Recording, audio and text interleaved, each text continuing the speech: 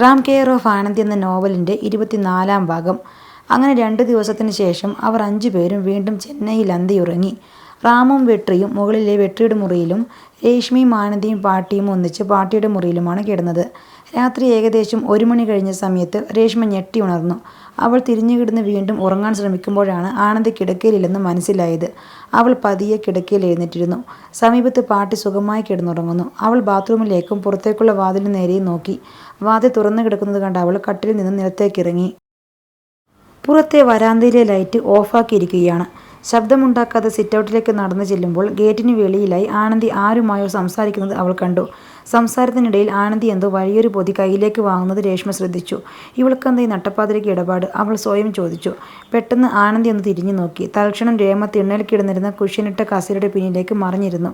തന്നെ കണ്ടില്ല എന്നുറപ്പായപ്പോൾ രേഷ്മ വീണ്ടും ഗേറ്റിൻ്റെ അരികിലേക്ക് എത്തി നോക്കി. അവിടെ ആനന്ദിയുമായി സംസാരിച്ചുകൊണ്ട് നിൽക്കുന്ന ആളുടെ മുഖം വ്യക്തമായില്ലെങ്കിലും ശരീരഘടന കൊണ്ട് അയാളെ തനിക്ക് എവിടെയോ കണ്ട് പരിചയമുള്ളതുപോലെ രേഷ്മയ്ക്ക് തോന്നി. ആനന്ദി മറ്റൊരു ചെറിയ പൊതി അയാൾക്ക് കൈമാറുന്നത് കണ്ടപ്പോൾ എന്തോ പന്തികേട് മണത്ത് പെട്ടെന്ന് തന്നെ രേഷ്മ കസേരയുടെ പിന്നിൽ നിന്നും എഴുന്നേറ്റ് പുറത്തെ ലൈറ്റ് ഓണാക്കി. പുറത്തെ ലൈറ്റ് തെളിഞ്ഞതും രേഷ്മയെ ആ വെളിച്ചത്തിൽ കണ്ട് ആനന്ദി ഞെട്ടലോടെ തിരിഞ്ഞു നോക്കി. അതേ നിമിഷത്തിൽ ഗേറ്റിനരികിൽ നിന്നിരുന്നയാൾ തെരുവിലേക്ക് വേഗത്തിൽ നടന്നു പോവുകയും ചെയ്തു. കയ്യിൽ എന്തോ പൊതിയുമായി നിൽക്കുന്ന ആനന്ദിയുടെ അരികിലേക്ക് രേഷ്മ വേഗത്തിൽ നടന്നു ചെന്നു. ഈ സമയത്ത് നിനക്കിവിടെ എന്താ പരിപാടി? ആ പോയതാരാ? അവൾ സംശയത്തോടെ ചോദിച്ചു. മറുപടിയായി ആനന്ദി കയ്യിലെ പൊതിയഴിച്ച് കാണിച്ചു കൊടുത്തു. അതിൽ 2 പൂമാലകൾ ഉണ്ടായിരുന്നു. വെളുപ്പിനെ ഒരിടത്ത് കൊടുക്കാനുള്ളതാ, അവൾ പുഞ്ചിരിയോടെ പറഞ്ഞു. ഒരു നിമിഷം ആനന്ദിയെ സംശയിച്ചതിന് രേഷ്മയ്ക്ക് തന്നോട് തന്നെ പുച്ഛം തോന്നിപ്പോയി. നീ എന്തിനാണ് ആനന്ദി ഇങ്ങനെ കഷ്ടപ്പെടുന്നത്? നിനക്ക് ജീവിക്കാനുള്ള പൈസ കോളേജിലെ ആ റിസപ്ഷൻ ജോലിയിൽ നിന്നും കിട്ടില്ലേ? ഇമാതിരി റെസ്റ്റില്ലാതെ ജോലി ചെയ്ത് ആർക്കു വേണ്ടിയാണ് നീ സമ്പാദിച്ചു കൂട്ടുന്നേ? അതിന് മറുപടിയായി ആനന്ദി ഒന്ന് ചിരിച്ച് നിലത്തേക്ക് തലകുനിച്ചു. രേഷ്മ അവളുടെ അടുത്തേക്ക് ചെന്ന് അവളുടെ മുഖം പിടിച്ചുയർത്തി. അവളുടെ കണ്ണുകൾ നിറഞ്ഞിട്ടുണ്ടായിരുന്നു. ആനന്ദി, നിന്നെ കാണാൻ സൂപ്പറാ. വലിയ നടിയാകണമെന്നും പറഞ്ഞ് നടക്കുന്ന എന്നെക്കാൾ സുന്ദരി. എനിക്ക് നിൻ്റെ അത്രയും ലുക്കും സ്ട്രെച്ചറും ഒക്കെ ഉണ്ടായിരുന്നുവെങ്കിൽ ഞാൻ പണ്ടേ സിനിമയിൽ നായിക സ്ഥാനത്തെത്തിയേനെ. അതുകൊണ്ട് പറയുക, ഇമാതിരി ഊണും ഉറക്കവുമില്ലാതെ നടന്ന് കോലം കെട്ടു പോകല്ലേ. എനിക്ക് നിന്നെ ഒരുപാട് ഇഷ്ടമാണ്. അതുകൊണ്ട് പറയുന്നതാ. നിനക്ക് എന്തെങ്കിലും പണത്തിൻ്റെ പ്രശ്നമുണ്ടെങ്കിൽ ഞങ്ങളോട് തുറന്നു പറ. ഞങ്ങൾ 4 പേരുമില്ലേ നിൻ്റെ കൂടെ?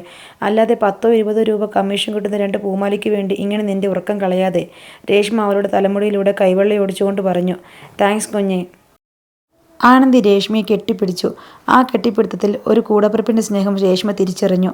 പൂമാല മുകളിലെ തൻ്റെ മുറിയിൽ വെച്ച ശേഷം ആനന്ദി രേഷ്മയോടൊപ്പം പാട്ടിയുടെ മുറിയിലേക്ക് പോയി. പക്ഷേ ആനന്ദിയുടെ അരികിൽ നിന്ന് നടന്നകന്ന ആ മനുഷ്യൻ അവരിരുവരും മുറിയിലേക്ക് തിരിച്ചു പോകുന്ന സമയം വരെയും മതിലിനരികെ അവരെ നിരീക്ഷിച്ചുകൊണ്ട് നിൽപ്പുണ്ടായിരുന്നു. പിറ്റേന്ന് രാവിലെ അവരെല്ലാവരും എഴുന്നേൽക്കുമ്പോൾ സമയം 8 മണിയോടടുത്തിരുന്നു. അതിനു മുൻപേ തന്നെ ആനന്ദി തൻ്റെ പതിവ് ജോലികൾ പുനരാരംഭിക്കുവാനായി വീട്ടിൽ നിന്നും പോയിക്കഴിഞ്ഞിരുന്നു.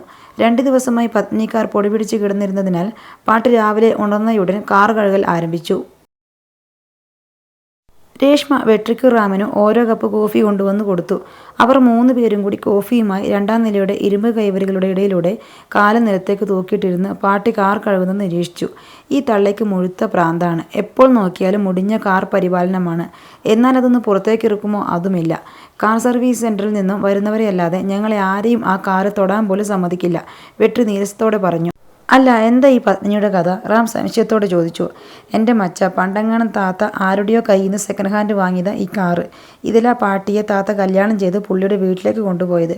പിന്നീട് താത്തയ്ക്ക് മദ്രാസ് ജോലി കിട്ടിയപ്പോൾ പാട്ടിയും താത്തയും അല്ലിഗ്രാമത്തിൽ നിന്നും പെട്ടിയും കിടക്കയുമൊക്കെയായി ചെന്നൈക്ക് വരുന്നതും ഈ പത്മിനിയില്ല.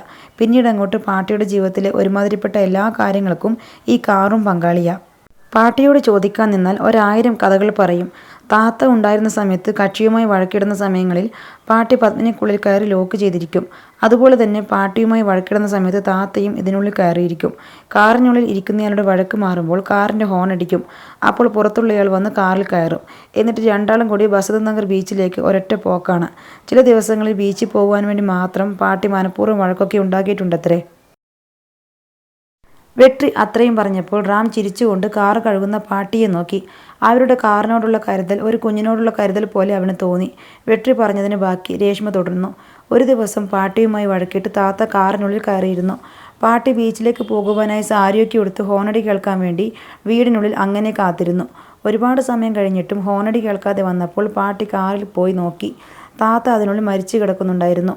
ഹാർട്ട് അറ്റാക്ക് വന്നതാ. പിന്നീട് ഒരിക്കലും പാട്ടി പത്മിനിക്കുള്ളിൽ കയറിയിട്ടില്ല. ചില രാത്രികളിൽ കരഞ്ഞുകൊണ്ട് പുറത്തുനിന്ന് ഹോണൊക്കെ അടിക്കും. ഇനി തൻ്റെ മരണശേഷം ശരീരം ചുടുകാട്ടിലേക്ക് കൊണ്ടുപോകാൻ നേരത്തെ അതിനുള്ളിൽ കയറുമെന്നാണ് പാട്ടിയുടെ തീരുമാനം. അതിനുവേണ്ടിയാണ് ഈ കഴുകലും തുടയ്ക്കലുമെല്ലാം. അപ്പോൾ മാത്രമാണ് പാട്ടിയുടെ ജീവിതത്തിൽ ആ പത്മിനിക്കാരന് എത്രത്തോളം പ്രാധാന്യമുണ്ടെന്ന് റാം തിരിച്ചറിഞ്ഞത്. പിള്ളേരെ കോളേജിൽ പോകുന്നില്ലേ, പോയി റെഡിയാവാൻ നോക്ക്, പാട്ടി താഴെ നിന്ന് വിളിച്ചു പറഞ്ഞു.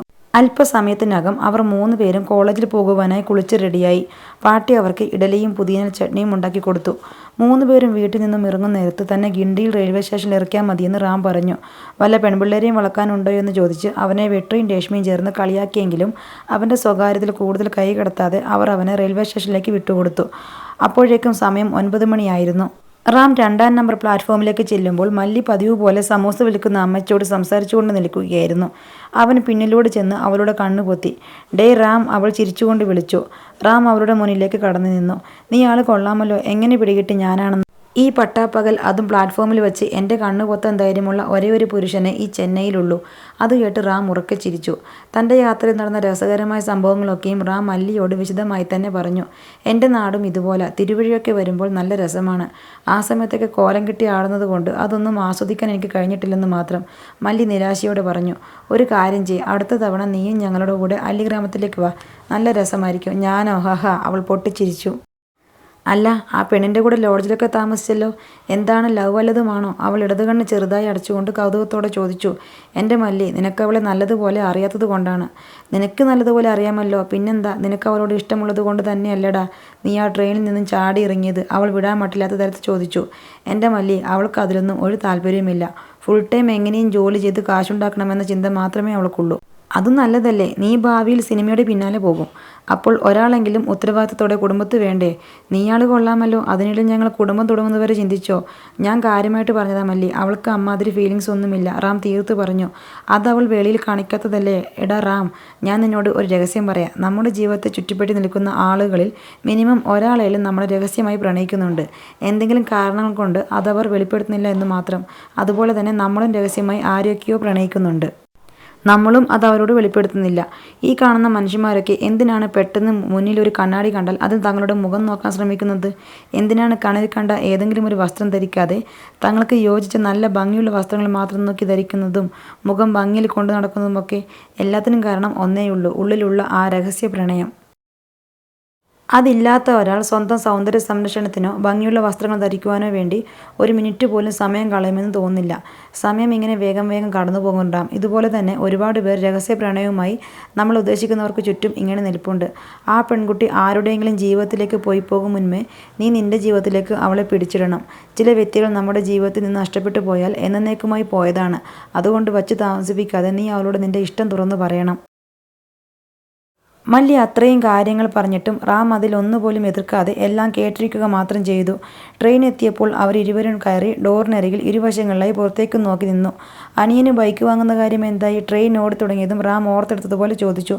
അത് ചോദിക്കാൻ കാത്തു നിന്നതുപോലെ സാരിത്തുമ്പിൽ നിന്നും മണി പേഴ്സ് അഴിച്ചെടുത്ത് അതിൽ നിന്നും മഞ്ഞ നിറത്തിലെ ഒരു സ്ലിപ്പ് അവൾ കാണിച്ചു. റാം അത് വാങ്ങി നോക്കുമ്പോൾ റോയൽ എൻഫീൽഡിൻ്റെ ബുള്ളറ്റ് സ്റ്റാൻഡേർഡ് 350 ബൈക്ക് ബുക്ക് ചെയ്ത സ്ലിപ്പാണ്. എൻ്റെ അമ്മേ, ബുള്ളറ്റോ? അവൻ അതിശയത്തോടെ ചോദിച്ചു. അതെ, അവന് ചെറുപ്പം തൊട്ടേ ബുള്ളറ്റിനോട് ഭയങ്കര പ്രാന്താ. ആ വണ്ടി റോഡിലൂടെ പോകുമ്പോഴെല്ലാം അതിൻ്റെ പിന്നാലെ ഓടുകയൊക്കെ ചെയ്യുമായിരുന്നു. എങ്കിലും ബുള്ളറ്റ് വാങ്ങുവാൻ എൻ്റെ കയ്യിലെ കാശ് തികഞ്ഞില്ല. പിന്നെ ബാക്കി പണം കൂട്ടുകാരുടെ സമ്പാദ്യത്തിൽ നിന്നും അവർ പിരിവിട്ട് തന്നു. അങ്ങനെയെങ്കിലും അവൻ്റെ ആഗ്രഹം നടക്കട്ടെ. ഇതുകൊണ്ട് അവൻ എന്നോടുള്ള വൈരാഗ്യം തീർന്നാൽ എന്നെ വീട്ടിലേക്ക് വിളിക്കുമല്ലോ. അവൻ എൻ്റെ സൈഡ് നിന്നാൽ പിന്നെ എനിക്കൊന്നും പേടിക്കാനില്ല, അവൾ പ്രതീക്ഷയോടെ പറഞ്ഞു. എന്താ നിൻ്റെ അനിയൻ്റെ പേര്? കവിദാസ്. എന്നാണ് ബൈക്ക് ഡെലിവറി ചെയ്യുന്നത്? ഒരാഴ്ച താമസമുണ്ടെന്നാണ് പറഞ്ഞത്. അയ്യോ, അത് പറഞ്ഞപ്പോഴാണ് ഞാൻ നിൻ്റെ നമ്പർ വാങ്ങാത്ത കാര്യം ഓർത്തത്. ഇന്നലെ നിന്നെ വിളിക്കാമെന്ന് കരുതിയപ്പോൾ ഫോണിൽ നമ്പർ ഇല്ല. പേഴ്സിൽ നിന്നും ഒരു കീപാഡ് ഫോൺ എടുത്ത് അവൾ റാമിന് കൊടുത്തു. റാം അതിൽ നിന്നും തൻ്റെ നമ്പറിലേക്ക് ഒരു മിസ്ഡ് കോൾ വിട്ടിട്ട് 2 ഫോണിലും നമ്പർ സേവ് ചെയ്തു. മല്ലിയോട് യാത്ര പറഞ്ഞ് റാം നുങ്കമ്പാക്കത്തിറങ്ങി. 1 മിനിറ്റ് നിർത്തിയിട്ട ശേഷം ട്രെയിൻ വീണ്ടും മുന്നോട്ട് ഓടി തുടങ്ങി. മല്ലി കാശ് ചോദിച്ച് കൈ തട്ടിക്കൊണ്ട് ട്രെയിനിനുള്ളിലെ തിരക്കിനിടയിലേക്ക് പോയി. നുങ്കമ്പാക്കം റെയിൽവേ സ്റ്റേഷന് മുന്നിൽ വെട്രിയും രേഷ്മയും അവനെയും കാത്തു നിൽപ്പുണ്ടായിരുന്നു. മൂവരും കോളേജിലെത്തി ക്ലാസ്സിലേക്ക് കയറുമ്പോൾ ആനന്ദി റിസപ്ഷനിലിരുന്ന് പുഞ്ചിരിച്ചു. അന്ന് ക്ലാസ്സിൽ ശിവസാർ ദി ഹെൽപ്പ് എന്ന സിനിമ പ്രദർശിപ്പിച്ചു. ശേഷം അതിനെപ്പറ്റി വിശദമായ ഒരു റിവ്യൂ പിറ്റേന്ന് എഴുതിക്കൊണ്ടുവരാൻ എല്ലാവരോടും പറഞ്ഞു. അന്നുച്ചയ്ക്ക് അമ്മ ഉണവകത്തിൽ അവർ 4 പേരും ഒന്നിച്ചിരുന്ന് ഭക്ഷണം കഴിക്കുമ്പോൾ റാം ആനന്ദിയെ ഒന്ന് നോക്കി. അവളെ നോക്കുന്ന ഓരോ നോട്ടത്തിലും മല്ലി പറഞ്ഞ കാര്യങ്ങൾ ഓരോന്നും അവൻ്റെ മനസ്സിലേക്ക് കടന്നു വന്നു. ഭക്ഷണം കഴിച്ച ശേഷം ഉണവകത്തിൽ നിന്നും ഇറങ്ങി 4 പേരും തെരുവിലൂടെ ഓരോന്നും പറഞ്ഞ് നടക്കുമ്പോൾ അവൻ്റെ നോട്ടം ആനന്ദിയിൽ മാത്രമായിരുന്നു. വില കുറഞ്ഞ തരം കോട്ടൺ കൊണ്ടുള്ള ആകാശനീല ചുരിദാറായിരുന്നു അവളുടെ വേഷം. അതിന് യോജിച്ച കറുപ്പ് ഷോളും ഒറ്റ സൈഡാക്കി ഇട്ടിരിക്കുന്നു. ആനന്ദി വസ്ത്രങ്ങളിലധികം ആഡംബരം കാണിക്കുന്നത് റാം കണ്ടിട്ടില്ല. മാത്രവുമല്ല, കുളിച്ച് മുടി സാധാരണ രീതിക്ക് ഒന്ന് കെട്ടിവയ്ക്കുന്നതല്ലാതെ അതിനൊന്നും അവൾ അധികമായി സമയം കളയാറില്ല എന്നും അവന് തോന്നി. മല്ലി പറഞ്ഞത് വെച്ച് നോക്കുമ്പോൾ ആനന്ദി അവൾ പറഞ്ഞ ഒരു കാറ്റഗറിയിലും ഉൾപ്പെടുന്നില്ല. ആരെയും തന്നെ ജീവിതത്തിലേക്ക് ക്ഷണിക്കാൻ ആഗ്രഹിക്കുന്നുമില്ല. എന്താണ് ഇങ്ങനെ നോക്കുന്നത്? ആനന്ദി ചിരിച്ചുകൊണ്ട് റാമിനോട് ചോദിച്ചു. അവൻ ഒന്നുമില്ല എന്ന രീതിയിൽ കണ്ണടച്ചു കാട്ടി. രേഷ്മയും വെട്രിയും കൂടി ഏതോ സിനിമയുടെ ഓഡീഷൻ്റെ കാര്യം ചർച്ച ചെയ്തുകൊണ്ട് അവരുടെ മുന്നിൽ നടക്കുകയായിരുന്നു അപ്പോൾ. ഏത് ഡയറക്ടറുടെ പടമാടാ? റാം വെട്രിയോട് ചോദിച്ചു. മച്ചാ, ഡയറക്ടർ മണിരത്നത്തിൻ്റെ പുതിയ പടമാണ്. പുള്ളിയുടെക്ക് ഓഡീഷൻ അറ്റൻഡ് ചെയ്യുന്നത് തന്നെ വലിയ കാര്യമാണ്. ഇവളുടെ പേര് ഞാൻ രജിസ്റ്റർ ചെയ്തു. ഇപ്പോൾ ഇവൾ പറയുന്നത് പോകുന്നില്ലെന്നാണ്. വെട്രി പിന്നിലേക്ക് തിരിഞ്ഞുകൊണ്ട് പറഞ്ഞു. ആനന്ദി റാമും അവർക്കൊപ്പം മുന്നിലേക്ക് കയറി നടന്നു. രേഷ്മ, നിനക്ക് ആരാകാനാണ് ആഗ്രഹം? ആനന്ദി രേഷ്മയെ നോക്കി ചോദിച്ചു. നടി. എന്നിട്ടാണ് നിന്റെ ചേട്ടൻ നിനക്കൊരു അവസരം കാണിച്ചു തരുമ്പോൾ നീ അത് വേണ്ടാന്ന് പറയുന്നത്?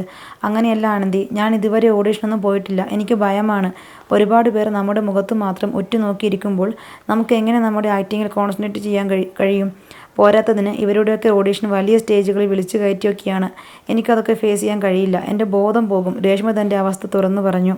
ശരി, നീ ഓഡീഷനൊന്നും ഇല്ലാതെ തന്നെ ഒരു സിനിമയിൽ നായികയായി സെലക്റ്റായി എന്ന് കരുതുക.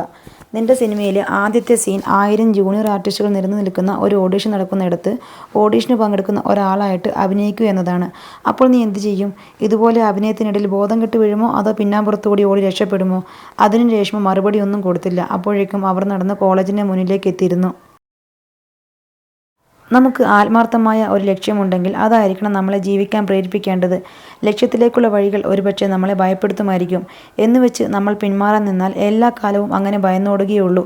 ഐസുകട്ടയുടെ വിലയുള്ള ഭയമെന്ന വികാരം മൂലം വജ്രത്തിൻ്റെ വിലയുള്ള നമ്മുടെ ലക്ഷ്യം നഷ്ടപ്പെടുത്തി കളയരുത്. നീ ഒരു കാര്യം ചെയ്യ്. ഞാൻ പറഞ്ഞതുപോലെ ഈ ഓഡിഷൻ നിൻ്റെ ആദ്യ സിനിമയിലെ ആദ്യ സീനാണെന്ന് കരുതി അങ്ങ് കയറി അഭിനയിക്കൂ. ബാക്കിയൊക്കെ വരുന്നിടത്ത് വെച്ച് കാണാം. ആനന്ദി അത്രയും പറഞ്ഞപ്പോൾ രേഷ്മയുടെ കണ്ണുകളിൽ ആത്മവിശ്വാസം വന്നു നിറഞ്ഞത് വെട്രിയും റാമും നോക്കി നിന്നു. വടപളനിയിൽ വെച്ച് നാളെ വൈകിട്ട് 5 മണിക്ക് ഓഡീഷൻ. ഒരു ധൈര്യത്തിന് നിങ്ങൾ 3 പേരും എൻ്റെ ഒപ്പം ഉണ്ടാവണം. രേഷ്മ അവർ 3 പേരെയും നോക്കി പറഞ്ഞു. അയ്യോ, നാളെ ഇവിടെ അടുത്തുള്ള ഓഡിറ്റോറിയത്തിൽ ഞാനൊരു ബർത്ത്ഡേ ഇവൻ്റ് പിടിച്ചുപോയി. പക്ഷേ നിങ്ങൾ നാളെ എന്നെക്കുറിച്ച് ബലൂൺ വീർപ്പിക്കാനും ഡെക്കറേഷൻ ചെയ്യാനുമൊക്കെ സഹായിച്ചാൽ അവിടുത്തെ കാര്യങ്ങളൊക്കെ സെറ്റാക്കിയിട്ട് ഞാനും കൂടെ വരാം, ആനന്ദി പറഞ്ഞു. ഡെക്കറേഷൻ ചെയ്യാൻ എത്ര സമയമെടുക്കും? വെട്രി ചോദിച്ചു. നമ്മൾ 4 പേരും കൂടി ഒത്തുപിടിച്ചാൽ മാക്സിമം 1 മണിക്കൂർ. അപ്പോൾ 3 മണിക്ക് കോളേജ് കഴിഞ്ഞാൽ ഉടനെ നമ്മൾ ആ സ്പോട്ടിലെത്തി ഡെക്കറേഷൻ നടത്തുന്നു. 5 മണിക്ക് രേഷ്മയും കൊണ്ട് വടപളനിയിൽ ഓഡീഷന് പോകുന്നു. ഓക്കെ, വെട്രി ചോദിച്ചു. ഡീൽ, അവർ 3 പേരും ഒരുപോലെ പറഞ്ഞു. അപ്പോഴേക്കും കോളേജിൽ ലഞ്ച് ബ്രേക്ക് കഴിഞ്ഞതിൻ്റെ ബെൽ മുഴങ്ങി കേട്ടു. കോളേജ് വിട്ടതിന് ശേഷം തഞ്ചാവൂർ പോയ ട്രാവൽ ബാഗൊക്കെയായി ഫ്ലാറ്റിലേക്ക് തിരികെ എത്തുമ്പോൾ ബിനീഷും കിരണും കൂടി വിശേഷങ്ങൾ കേൾക്കുവാനായി റാമിനെയും കാത്തിരിപ്പുണ്ടായിരുന്നു. കുളിച്ച് വസ്ത്രം മാറി വന്നിട്ട് അവൻ യാത്രയുടെ ഓരോ മിനിറ്റുകളും കൃത്യമായി അവർക്ക് വിവരിച്ചു കൊടുത്തു. ഒടുവിൽ യാത്രാ വിവരണം അവസാനിച്ചതും കിരൺ കൈയടിച്ചു. ചേട്ടാ, ചേട്ടനൊരു സ്റ്റോറി ടെല്ലർ ആയിക്കൂടെ? ചേട്ടൻ പറഞ്ഞ കാര്യങ്ങൾ എനിക്ക് നല്ലതുപോലെ ഇമാജിൻ ചെയ്യാൻ പറ്റി. ഒരു സിനിമ കണ്ടതുപോലെ. ഇനി നിങ്ങൾ സിനിമാക്കാർ എരിവും പുളിയും ചേർക്കും പോലെ മസാല കയറ്റി പറഞ്ഞതാണോ? കിരൺ സംശയത്തോടെ ചോദിച്ചു. എടാ മണ്ട, നീ മിണ്ടാതിരി. എടാ റാമേ, നിനക്ക് അവിടെ വെച്ച് വല്ലതും പറ്റിയിരുന്നെങ്കിൽ നിന്റെ വീട്ടുകാരോട് ഞാൻ എന്ത് സമാധാനം പറയുമായിരുന്നു? ബിനീഷ് കിരണിനെ വായടപ്പിച്ച് ആശങ്കയോടെ ചോദിച്ചു. ഒന്നും പറ്റില്ലല്ലോ ബിനീഷേട്ടാ. ഇച്ചിരി ടൈറ്റായിരുന്നെങ്കിലും സംഭവം കിടിലനായിരുന്നു, റാം ചിരിച്ചുകൊണ്ട് പറഞ്ഞു. ദേ, ഇവരല്ലേ ചിന്നപുരത്തെ ശെൽവയും വത്തിക്കുച്ചിയും? ഗൂഗിളിൽ പോലീസ് സ്റ്റേഷൻ പൊളിച്ചതിനെ പറ്റിയൊക്കെയുള്ള ന്യൂസും ആർട്ടിക്കിളും എല്ലാം കിടപ്പുണ്ട്. കിരൺ അതിനിടയിൽ അവൻ്റെ സംശയം തീർക്കുവാനായി ഗൂഗിളിൽ തിരഞ്ഞുകൊണ്ട് പറഞ്ഞു. ബിനീഷും ഒരു നിമിഷം അവൻ്റെ മൊബൈൽ സ്ക്രീനിലേക്ക് നോക്കി. അതുപോട്ടെ, ഈ സംഭവങ്ങൾ നടക്കുമ്പോൾ ആ പെണ്ണ് ഭയപ്പെട്ടോ? ബിനീഷ് ചോദിച്ചു. ആര്? ആനന്ദിയോ? ഹഹ, ബെസ്റ്റ് ടീമാ. അവളാണ് ബൈക്കിൽ വന്ന മിക്കവരെയും എറിഞ്ഞിട്ടത്. പേടിച്ചത് മൊത്തം ഞാനല്ലേ? അയാളൊന്ന് ഇരുത്തി മൂളി. എന്താ ചേട്ടൻ അങ്ങനെ ചോദിച്ചത്? ഏയ് ഒന്നുമില്ലടാ, വെറുതെ ചോദിച്ചതാ. ആ പിന്നെ, നാളെ ആനന്ദിയുടെ ഒരു പരിപാടിക്ക് ഡെക്കറേഷൻ ചെയ്യാൻ ഞാനും പോകുന്നുണ്ട്. വരുന്ന രണ്ടാളും? റാം ചിരിയോടെ ചോദിച്ചു. എൻ്റെ അമ്മോ, കൊതിയും പിടിച്ച് വെള്ളവും ഇറക്കി ഫുൾ ബേസൻ ബിരിയാണിയും നോക്കി നിൽക്കാനല്ലേ ഞാനില്ലേ? കിരൺ 2 കൈയും കൂപ്പി കാണിച്ച് ബാൽക്കണിയിലേക്ക് പോയി. കിടക്കാൻ നേരത്ത് ആനന്ദിയുടെ ഫോണിലേക്ക് റാം ഒരു ഗുഡ് നൈറ്റ് മെസ്സേജ് അയച്ചു. അല്പസമയം അവളിൽ നിന്നും എന്തെങ്കിലും മറുപടി കിട്ടുമോ എന്ന് നോക്കിയതിന് ശേഷം ഫോൺ ചാർജ് ചെയ്യാനിട്ട് അവനും കിരണിനോടൊപ്പം പോയി കിടന്നു.